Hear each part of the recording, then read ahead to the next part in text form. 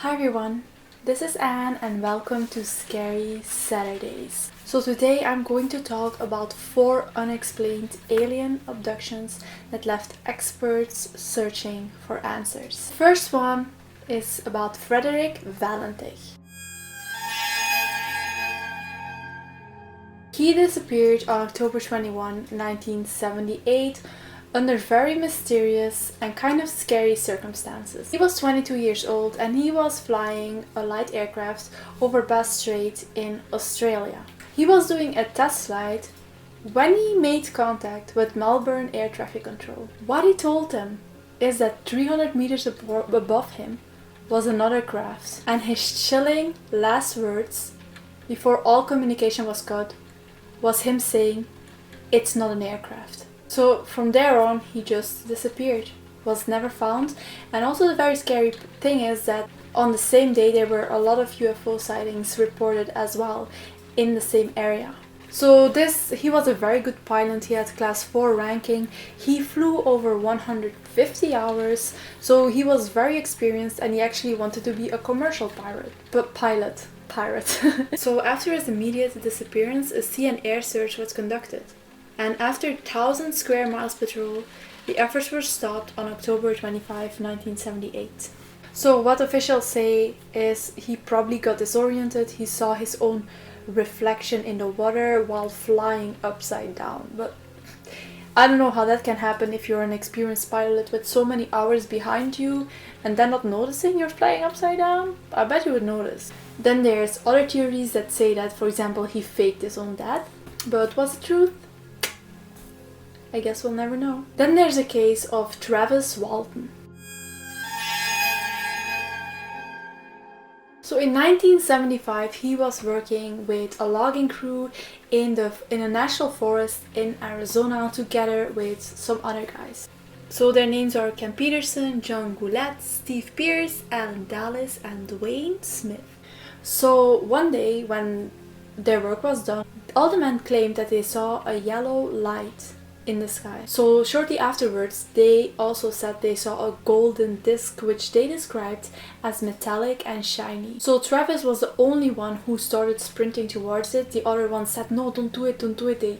I guess they were scared of it. But he started to sprint towards it. What happened then is they say that beams of green and blue light beamed at the guy, at Travis, running, and that it shot him into the air. So everyone started to panic. His friends got in the pickup truck and they drove off. So even though they were very worried that no one would believe them, it's a scary story, like it's a weird story, they still told everyone and they contacted the police immediately. So they returned to the forest with like 50 police officers looking for Travis, but Travis was nowhere to be found. So they were searching for 4 days, and after 4 days they gave up because they couldn't find Travis nor any trace of where Travis could be. But this is the scary thing. Travis woke up and he claimed, he thought that he was in a hospital.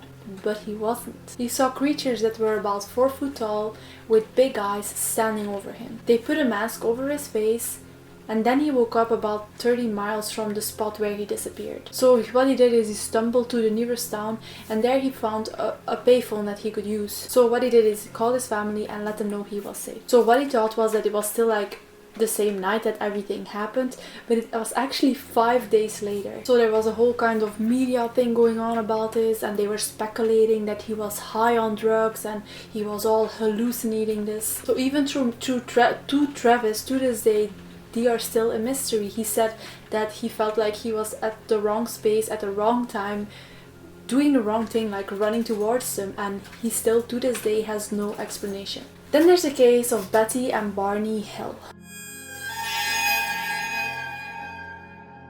This is a couple who claimed to be abducted by aliens in 1961 while making their way back home from a holiday in Niagara Falls. So Betty said she saw a bright light in the sky, and at first she thought it was just a shooting star. So it grew bigger and bigger, and Betty then convinced Barney to stop the car so they could take a look at what the hell that was. So they did so, and they also had their dog with them so they could take the dog a little bit for a walk, and she had binoculars with her, so she looked and she saw this big object, like this odd shaped object, he said. They got back in their car, they kept driving, But they claimed that the UFO kept going like over their car. So that's when they claimed they felt strong vibrations and they heard this really strange buzzing sound. So all of a sudden they found themselves 35 miles away from where they initially were, and their memory was very fragmented. So in the days that followed, the couple conducted a 6-hour interview with the National Investigations Committee on Aerial Phenomena. So they went under hypnosis to find out what really happened, and under hypnosis they saw they have been subject to medical experimentation and that there were various specimens taken from them. So Betty actually, like a couple months later, she managed to draw this star map, and she could point out where the leader of those aliens, I guess, or no, where the leader said that the aliens originated from.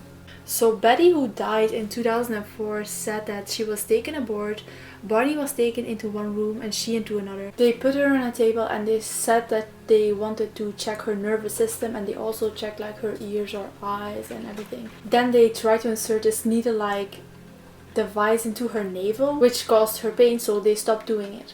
Which is a good thing that they still kind of care, I guess, that you're in pain. And Barney, his exam was pretty much like hers, except that they were more interested in his bone structure. Then there's the one of John Salter Jr. He was actually a sociology professor, and he was driving through Wisconsin to Mississippi with his son. And he actually said that he encountered friendly aliens. So we're gonna end on a more positive note in this video. So he said they all of a sudden, he and his son were gripped by amnesia, finding themselves abducted but not remembering how this happened. So after regaining consciousness, they said that they saw short humanoid figures. And he said that they were led away to be experimented on, but for him, he didn't consider it to be a problem. So tubes were inserted into their nostrils for experimentation, and he said everything happened like very ethically and honorably, towards just done to them to good ends. Like, it wasn't malicious or anything. And even he claimed that he had positive health benefits after the incident. He said that his immunity is heightened and that his cuts, when he gets cuts, they like heal up immediately. He says that his head, hair and like his fingernails are all growing way faster than they used to. Some of his age spots have faded and some of the wrinkles in his face are gone. So like they reverse the aging process. Well, if that's the case, come and abduct me when I get old. Because I don't want to die. Okay. So these were the 4 alien abduction stories, still kind of unexplained. Sorry that I didn't make videos the earlier weeks. Last week I was gone to Belgium, so I couldn't make any videos. And before that I was starting to leave to Belgium, so I couldn't make a video on that day as well. But I'm back, and I've also been making videos on my other channels. If you want to subscribe, all the links are in the description. And I will see you next time for Scary Saturdays. Bye!